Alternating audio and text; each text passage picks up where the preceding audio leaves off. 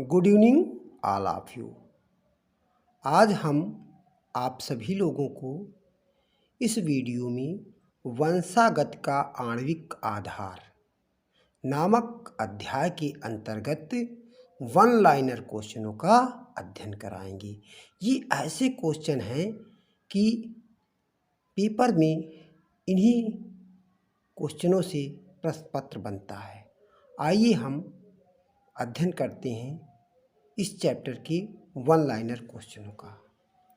पहला क्वेश्चन है, DNA fingerprinting की खोज किसने की? डीएनए फिंगरप्रिंटिंग की खोज जो है एलेक्स जेफरी ने सन 1985 ईस्वी में की थी। डीएनए फिंगरप्रिंटिंग एक ऐसी अत्याधुनिक तकनीक है जिसके द्वारा हत्या, बलात्कार तथा पैतृक विवादों को हल किया जाता है। तो ये जो है सबसे महत्वपूर्ण क्वेश्चन, वेरी आईएमपी है। ये ज़्यादातर परीक्षाओं में कई बार पूछा जा चुका है। अगला क्वेश्चन है, डीएनए फिंगरप्रिंटिंग का कार्य किस प्रयोगशाला में किया जाता है? कहने का तात्पर्य है कि डीएनए जो फिंगरप्रिंटिंग का जो कार्य होता है वो कहाँ पर किया जाता है? तो डीएनए फिंगरप्रिंटिंग का कार्य कोशिका एवं आणविक जीव विज्ञान केंद्र, यह केंद्र जो है हैदराबाद आंध्र प्रदेश में स्थित है। तो यहीं पर जो है या इसकी प्रयोगशाला में ही CCMB जिसे कहते हैं, इसकी प्रयोगशाला में जो है डीएनए फिंगर प्रिंटिंग का कार्य किया जाता है। इसका पूरा नाम centre of cell and molecular biology है। यह केंद्र जो है हैदराबाद आंध्र प्रदेश में स्थित है।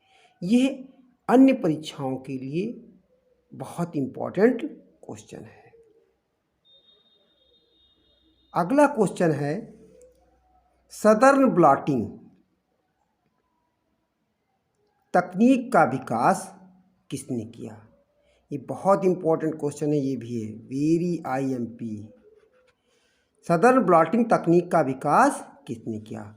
तो इस तकनीक का विकास जो है ED सदर्न ने सन 1975 ईस्वी में किया था।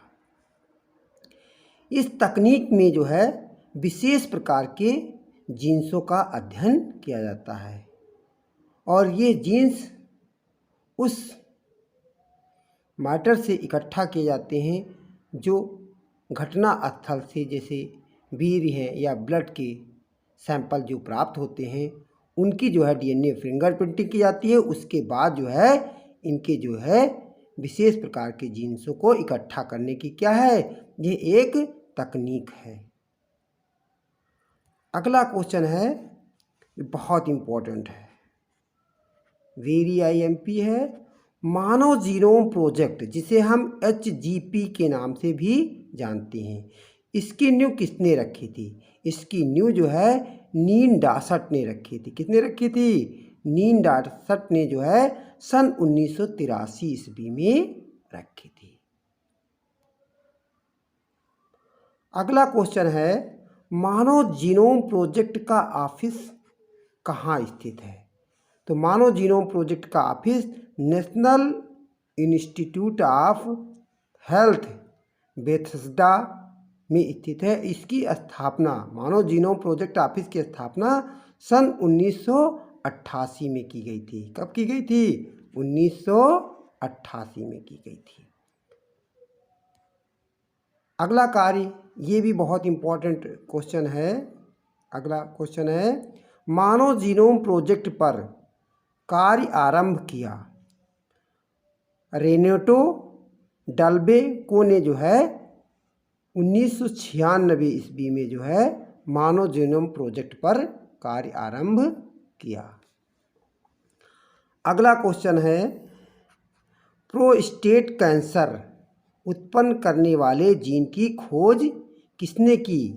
तो प्रोस्टेट कैंसर उत्पन्न करने वाले जीन की खोज डेनियल कोहन के द्वारा की गई थी।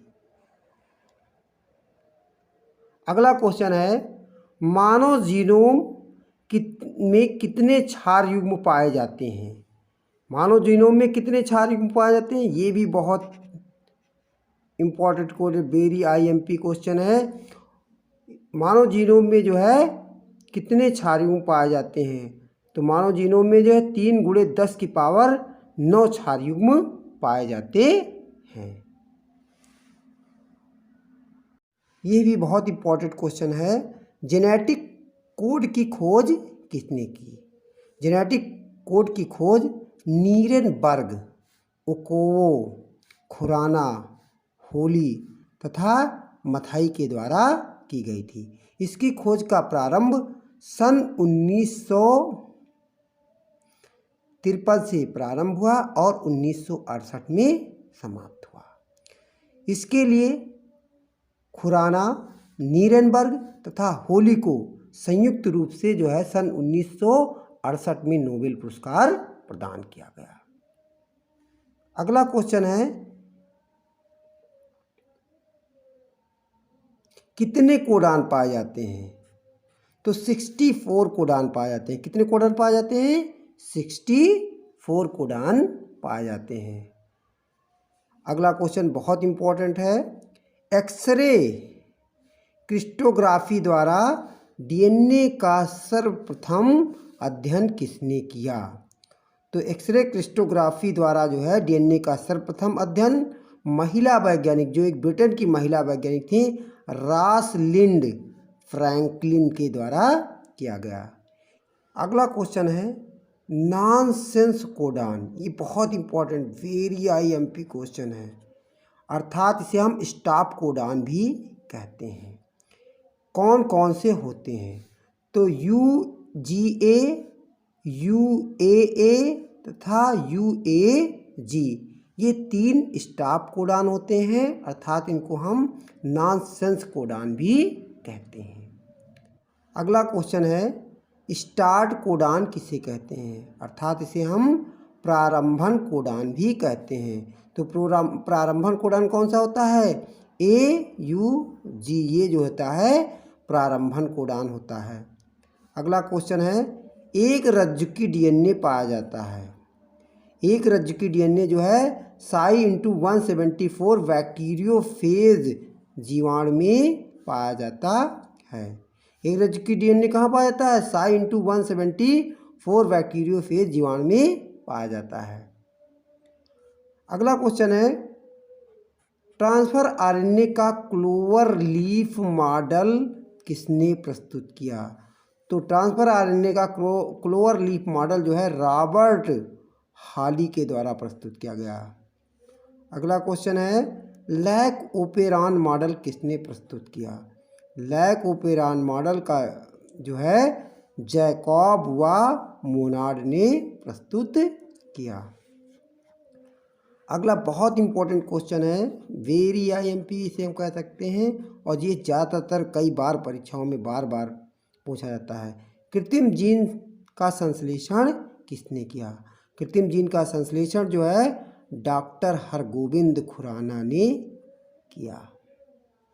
अगला क्वेश्चन है, ये भी बहुत इंपॉर्टेंट, वेरी IMP क्वेश्चन है और ज़्यादातर परीक्षाओं में पूछा जाता है। एक जीन एक एंजाइम सिद्धांत का प्रतिपादन किसने किया? तो एक जीन एक एंजाइम सिद्धांत का प्रतिपादन वीडल व टाटप के द्वारा सन 1941 में किया गया। इसे हम one gene one enzyme hypothesis भी या थ्योरी भी कहते हैं। अगला क्वेश्चन है, DNA में पाई जाने वाली शर्करा कौन सी होती है? तो DNA में पाई जाने वाली शर्करा डीऑक्सीराइबोज शर्करा होती है। इसका सूत्र C5H10O4 होता है। अगला क्वेश्चन है, RNA में पाई जाने वाली शर्करा।